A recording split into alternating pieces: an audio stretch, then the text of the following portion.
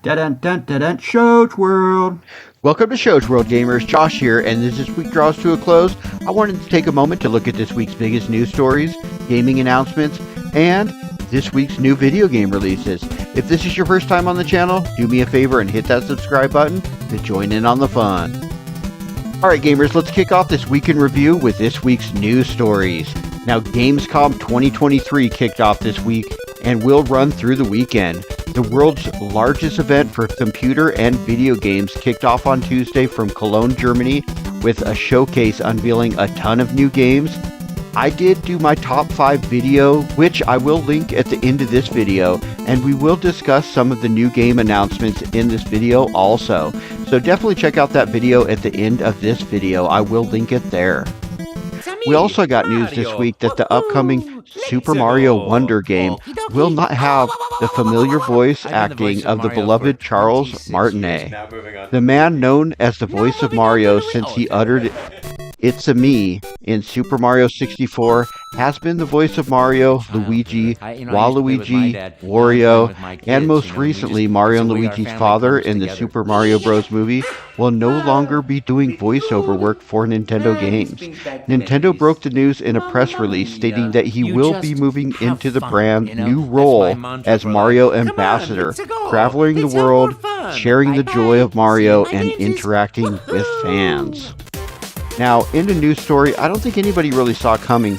We got an announcement trailer that the Atari 2600 Plus is releasing on November 17th, and it is actually going to have a working cartridge slot.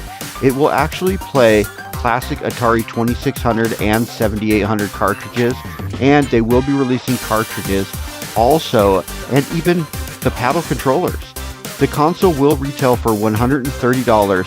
I will definitely pick this up so we can check it out here on the channel. The Atari 2600 was my first console, and I still have over 100 original cartridges for us to check out on the console.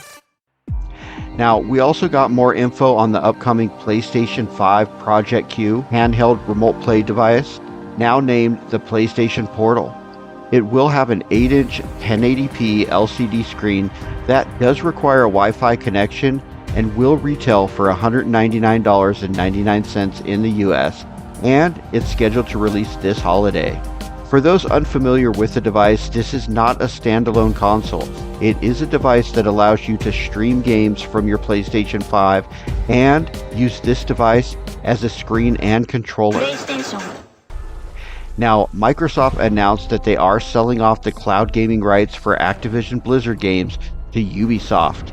This should be the final move needed to secure approval in the UK, allowing the Microsoft acquisition of Activision Blizzard to finally close.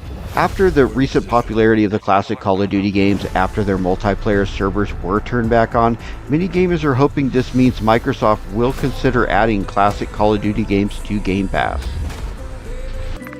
Next up, let's take a look at some gaming announcements, and we actually had a lot to pick from this week, as we got a lot of new gaming announcements coming out of Gamescom. But I will limit the selection to a few that I found really entertaining, and we'll start with Little Nightmares 3.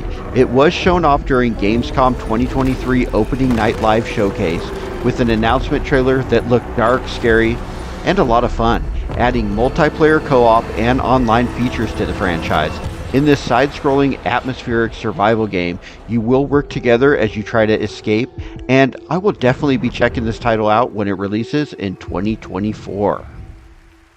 Now, thank goodness Youre Here was announced at Gamescom for the Nintendo Switch, PC, PlayStation, and Xbox systems.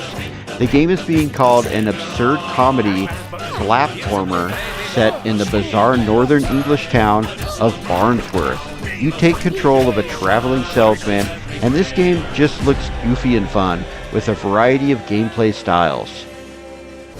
Now, The Walking Dead Destinies is an upcoming game with a really fun concept on the Walking Dead universe, allowing you to play through the first 4 seasons of the AMC television series, but giving you the option to change key events to see how that would change the story.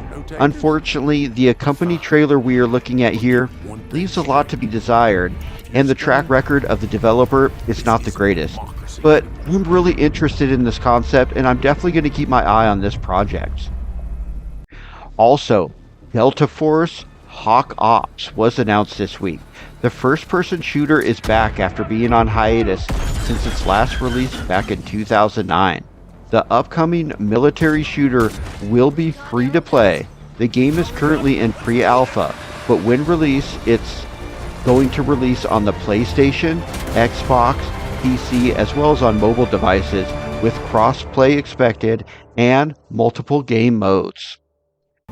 Song of Nunu is a 3D platformer set in the world of League of Legends. The game has a colorful, impressive animation style where you take control of a young boy named Nunu and his best friend, a wise and playful Yeti named Willem, on a quest where they must navigate the treacherous world of the Freljord to find his mother. The single-player adventure is coming later this year on the Nintendo Switch, PlayStation 4, PlayStation 5, PC, Xbox One, and Xbox Series systems. Alright gamers, let's finish up with this week's new game releases. Now, Armored Core 6 Fires of Rubicon is the big release this week, coming to the PlayStation 5, PC, and Xbox Series systems. If you're a fan of mech games, this is a must-play. On the heels of their Game of the Year winning Elden Ring, released last year, From Software trades their Soulsborne unforgiving style they're known for a much faster, ground-to-air mech combat game. The game will have tons of customization with huge boss battles and impressive visuals, and so far, reviews are really high for this one, and I'm pretty excited to get my hands on this game. Now, Immortals of AVM also released this week on the PlayStation 5, PC, and Xbox Series systems. The game is a single-player, first-person magic shooter with both offensive and defensive spells. You will need to master as you take control of the sorcerer Jack, as he joins an elite order of battle mages to save a planet on the verge of abyss. Now, Ride 5 dropped on the PlayStation 5, PC, and Xbox Series systems this week. The road-based motorcycle racing game will allow you to race on over 35 tracks and collect more than 200 motorcycles from world-renowned manufacturers, featuring an impressive career mode, customizable races, rewards, captivating gameplay, and more. Also releasing this week, Blasphemous II did get its digital release this week on the Nintendo Switch, PlayStation 5, PC, and Xbox Series systems. Now, the physical release will not come out until September 15th. The game is a 2D side-scrolling action-adventure game that is said to be pretty unforgiving, so if you're looking for a challenge, this would be a good choice. The art style is super impressive with some really cool-looking levels and some really fun-looking gameplay. Now, Fort Solace released this week on the PlayStation 5 as well as PC. The game is a single-player, third-person thriller set on the far side of Mars, where you play as an engineer who responds to an alarm to find the outpost dormant, and you have to unravel the mysteries of what happened. Alright gamers, that concludes this week in review for the week ending on August 25th. The week started with the start screen for the upcoming game, Starfield, Under Attack, and congrats to all involved because this wins the award for the dumbest story of the week. Then, Gamescom kicked off, giving us a look at a bunch of upcoming games, and the week ended with Armored Core 6 looking like another stellar release by From Software. But let me know anything we may have missed in the comments, and thanks for joining us today, gamers. Shoge World, out.